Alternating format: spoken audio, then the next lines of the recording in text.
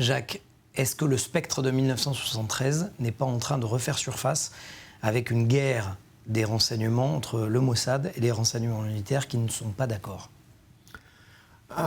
Écoutez, les différences d'opinion entre l'armée, les services, comme le dit le renseignement militaire et le Mossad ont toujours existé. Pour l'instant, ils font surface d'une façon assez inattendue parce que, je dirais, il y a des fuites qui sont incompréhensibles dans la presse. Autrement, je dirais, les grandes discussions et les grands débats entre le Mossad et Amman se passent dans les couloirs, derrière les coulisses. Ça a toujours existé. Par exemple, concernant le Liban, l'intervention israélienne au Liban, Amman était contre. Et le Mossad était pour. Pourquoi? Parce qu'ils étaient impliqués au Liban, ils avaient perdu à l'époque l'Iran et tout ça. Donc il y avait une raison pour... Et ce problème-là se reproduit sur beaucoup d'autres thèmes. Et alors pourquoi là, dans ce cas précis, le Mossad tire la sonnette d'alarme, les renseignements militaires disent « attention, attendez ». Alors voilà, c'est que moi aussi je ne comprends pas la position des renseignements militaires. J'ai lu dernièrement l'évaluation annuelle des renseignements qui a été donnée par le chef des analyses dans une conférence à l'Institut Gazit.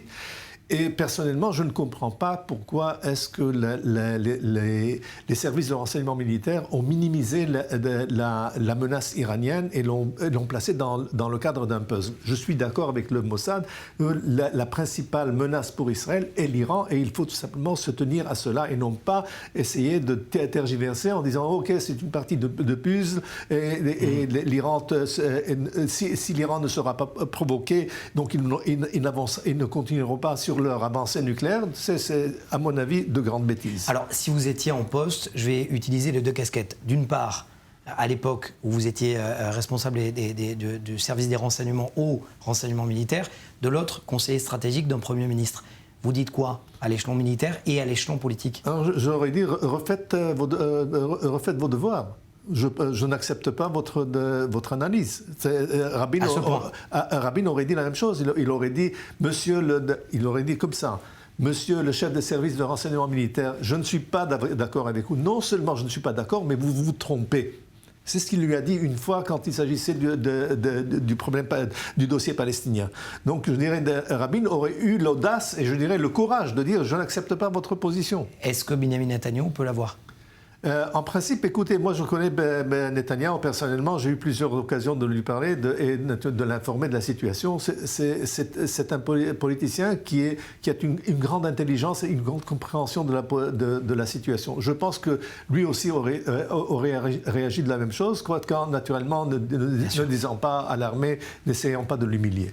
L'étape d'après, c'est quoi? Face à un changement, un game changer, un changement d'équilibre des forces, Tsahal doit frapper, doit attendre, doit continuer sa guerre d'usure? Alors, il y a trois grands scénarios. Un scénario, c'est que l'Iran continue sur sa lancée, n'a pas besoin sur sa lancée, et naturellement provoqué ou pas provoqué, ils vont continuer sur et cela, naturellement, va offrir, du point de vue israélien, les trois options. Ou bien on ne bouge pas, ou bien on attaque, ou bien on attend que quelqu'un d'autre fasse le boulot. De ce point de vue-là, comme j'analyse je dirais la région et les États qui contribuent à la stabilité régionale, nous serons tout simplement tout seuls. Comme nous sommes tout seuls, puisque vous dites nous serons tout seuls, j'ai le plaisir également de me tourner vers le général Charles Baudouin. Merci, général, de pouvoir être avec nous ce matin. Président aujourd'hui, président-directeur général de COGES Events sur l'aspect sécuritaire, mais général, bien évidemment, de l'armée française. Ça, on ne peut pas, bien évidemment, l'oublier. Général, j'ai une question qui me taraude parce qu'à l'instant, Jacques Neria disait Israël est seul. Est-ce qu'aujourd'hui, sur fond de guerre en Ukraine, puisque c'est de ça dont il s'agit, ce rapprochement entre l'Iran et Moscou, l'armée française se prépare au scénario du pire? Oui, l'armée française, comme l'ensemble des armées, je pense, européennes, même si elle avait perçu depuis 2017 la résurgence des États-nations, a été surprise par cette guerre symétrique. qui n'avait pas eu lieu depuis la guerre du Golfe, la première guerre du Golfe pour l'armée française, et depuis l'armée française était confrontée à des conflits asymétriques, plus ou moins violents, mais sans aucune mesure avec ce que nous vivons aujourd'hui. Et les armées européennes, dont l'armée française, étaient surprises au moment d'une conversion assez délicate, dans une modélisation d'armée qui est que partielle à ce stade, avec des stocks de munitions, de rechange et des systèmes très insuffisants en nombre. Est-ce que vous parlez de guerre symétrique, est-ce que cette course à l'armement que se livrent aujourd'hui Téhéran et Moscou, dans quelle mesure elle inquiète la France et les armées occidentales ? Alors, ce qui est intéressant de revenir sur ce point très important de l'émergence mise en exergue de l'armement iranien. En fait, il est né de l'embargo américain. Les Iraniens ayant des chasseurs F-5 et F-14 américains sous embargo, s'ils continuent à faire voler, ces avions ne sont plus du tout au standard de la chasse moderne actuelle, notamment celle d'Israël.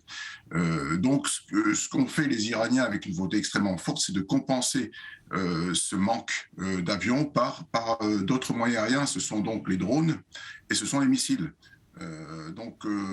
Et c'est une véritable volonté nationale qui s'est instaurée et qui s'est pu se faire en dépit de l'embargo.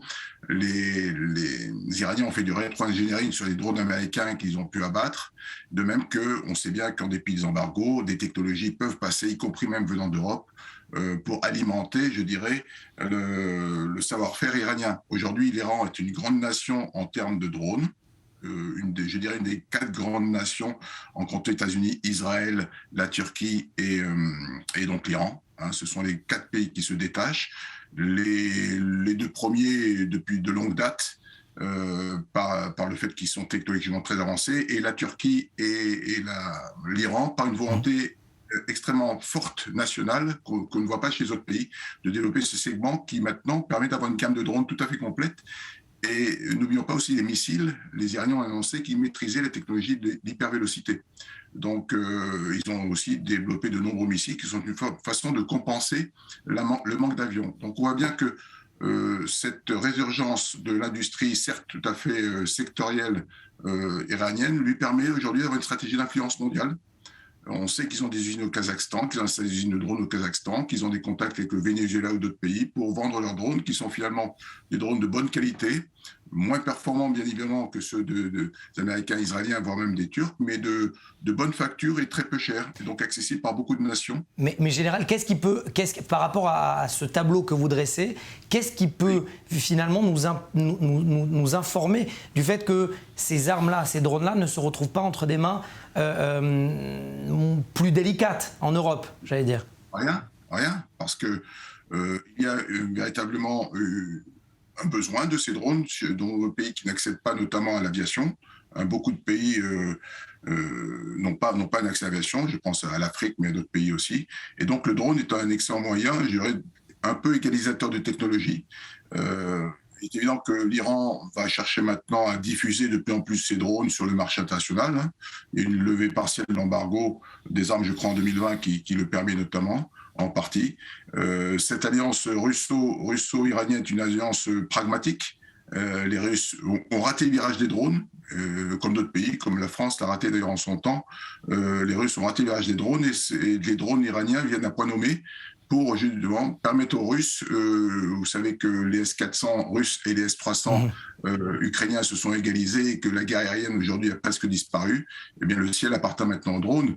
Et donc tous les pays du monde doivent prendre en compte ça. Je lisais récemment le Green Book du chef d'état-major de l'armée américaine, très inquiet de l'armée de terre américaine, très inquiet à juste titre de cette apparition des drones qui était programmée et qu'on a vu venir depuis longtemps, mais qui sont maintenant effectivement des key players, voire des game changers dans certains conflits, et notamment l'inquiétude sur les postes de commandement, qui sont souvent en Occident des lieux extrêmement vastes et très rayonnants, qui sont des cibles parfaites pour des drones d'attaque et pour désorganiser une armée. Donc même l'armée américaine, aujourd'hui, est extrêmement inquiète de cette perte de supériorité aérienne, finalement, qu'on constate partout, du fait des drones.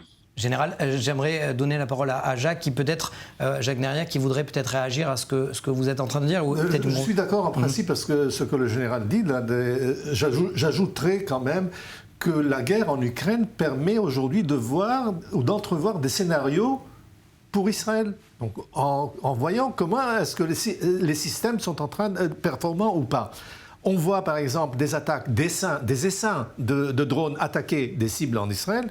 On voit des missiles balistiques envoyés à partir de l'Iran. Donc il faut se préparer à cette éventualité. Et la guerre en Ukraine permet de voir où sont les faiblesses et la force de ce scénario. D'un côté, les drones iraniens se font intercepter presque à 90%. Donc, ils ne sont pas aussi performants que de l'autre côté, les missiles sont beaucoup plus difficiles à intercepter. Et les systèmes israéliens doivent être adaptés à cela. Est-ce que vous êtes d'accord, Général? Parce qu'il faut le dire quand même, vous étiez en charge aussi, et c'est votre dernière fonction, de la programmation militaire. Est-ce que les scénarios d'aujourd'hui, c'est la guerre de demain?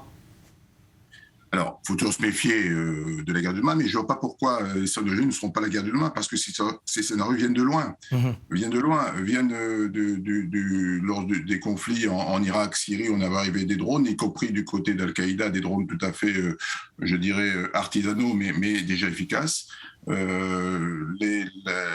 L'engagement des drones par la Turquie, notamment en Libye ou en Irak, Syrie, le Haut-Karabakh, l'Ukraine aujourd'hui, tout montre que les drones sont devenus une arme imparable, bien sûr souvent interceptable, mais le nombre fait que ça peut passer. Ça dépend aussi de la qualité de la défense solaire, et ça c'est un point faible de l'Europe. Je pense à la France notamment, c'est un sujet sur lequel nous avons fait relativement l'impasse. J'attire l'attention sur l'arrivée d'un nouveau game changer qu'on voit poindre et qui est déjà présent, c'est le missile hypervéloce.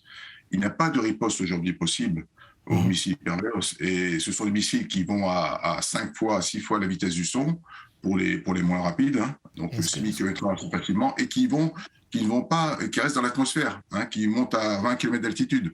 Donc, ils sont ininterceptables. Merci beaucoup. Le danger le plus important pour Israël sera le missile hypervéloce. Un missile hypersonique, effectivement, ce que l'on appelle, enfin, de manière plus communément appelée missile hypersonique. Merci beaucoup, colonel Jacques Nerrière. Merci beaucoup, Charles Beaudoin, d'avoir été avec nous dans cette émission. On y voit un peu plus clair, du moins, sur l'aspect stratégique.